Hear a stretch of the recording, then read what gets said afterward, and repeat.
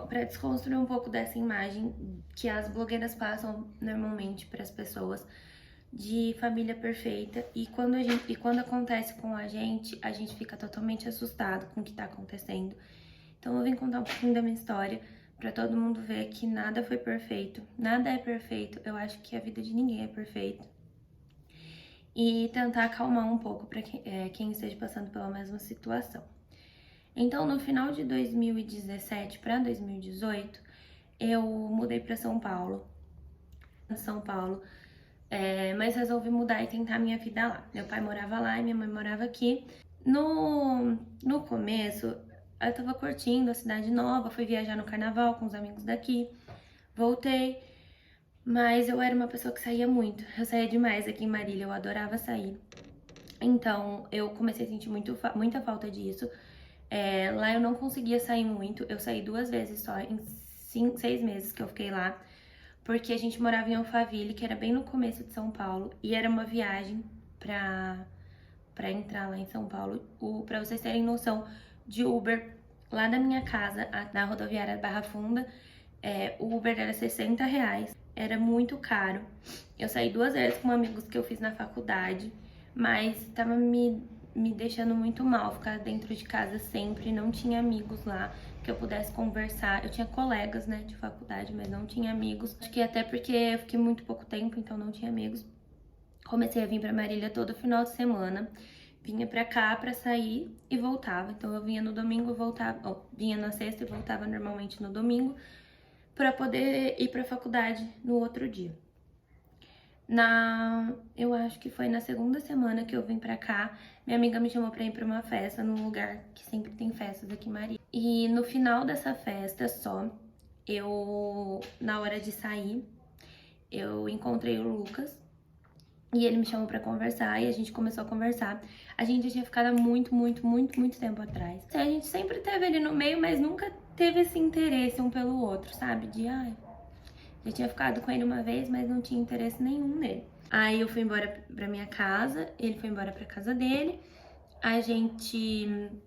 Eu não lembro se a gente se falou naquele final de semana. Lembro que nos outros finais de semana seguintes a gente continuou conversando e sempre que eu vinha pra cá a gente se encontrava.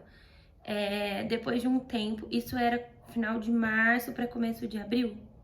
Aí depois de umas semanas, ele me chamou pra ir na casa dele, pra eu me arrumar lá que a gente ia sair. Aí eu fiquei meio assim, né, mas eu fui.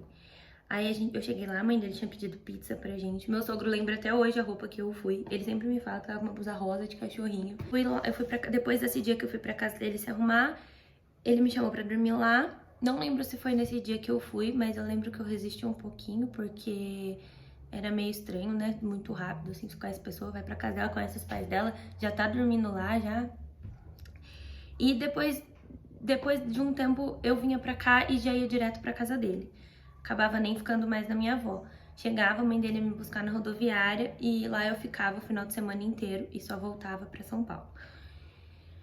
Depois, meu pai começou a ficar meio encanado comigo, né? Porque eu vinha pra cá, não via mais minha família, só ficava enfiado na casa dele.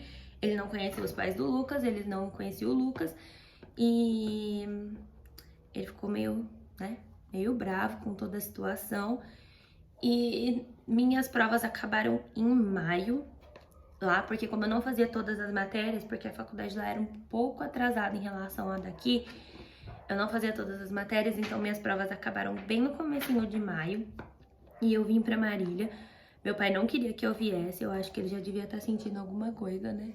Mas ele não queria que eu viesse, eu lembro que a gente brigou feio. E eu acabei vindo e fiquei na casa dele. Por causa dessa briga, eu não tava falando muito com a minha família, então eu fiquei só na casa do Lucas, não falava com ninguém mais. A minha mãe, eu lembro que ela ainda me ligava sempre e tal, mas meu pai, ele ficou super bravo comigo.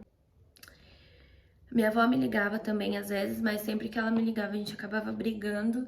E ali eu tava bem, sabe? Eu tava super confortável, eu tava bem. E naquele momento eu achava que era o que eu tinha a fazer, e o melhor pra mim era ficar lá. Em dia 14 de maio, eu lembro exatamente o dia que eu engravidei, Eu sabia que eu tava no período fértil, eu sabia tudo certinho, eu tinha um aplicativo no celular. E eu perguntei pro Lucas se ele achava certo eu tomar uma pílula.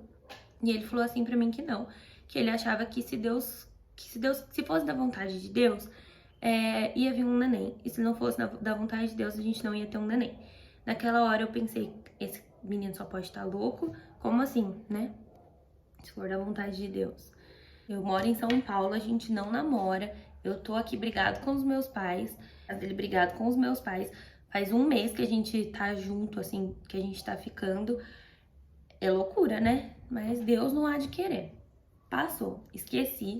Acho que a gente nunca pensa que vai acontecer com a gente, né? Então, simplesmente esqueci. Não fiquei pensando nisso, não achei que ia acontecer. Não achava que ia acontecer comigo. Acho que a gente nunca acha, né?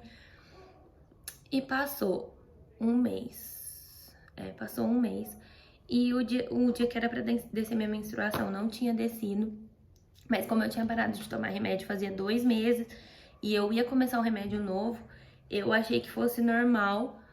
Mesmo minha menstruação sendo bem regulada, eu achei que fosse normal, né? Eu falei, às vezes pode atrasar um tempo por eu não estar tomando esse remédio. Meu remédio, ele não tinha pausa, então quase não descia pra mim. E depois de 8 dias, acho que foi 8 dias, 8 dias, que minha menstruação tava atrasada, eu comecei a ter muita dor na barriga, na parte da noite. Só que era uma dor que dava só à noite. Eu tive num dia, aí o Lucas contou pra mãe dele, que achava que eu tava grávida. Aí a gente saiu pra ir pra casa do tio dele, e fomos assistir o último jogo da Copa. E a hora que eu cheguei lá, todo mundo já sabia que eu tava grávida e eu não sabia.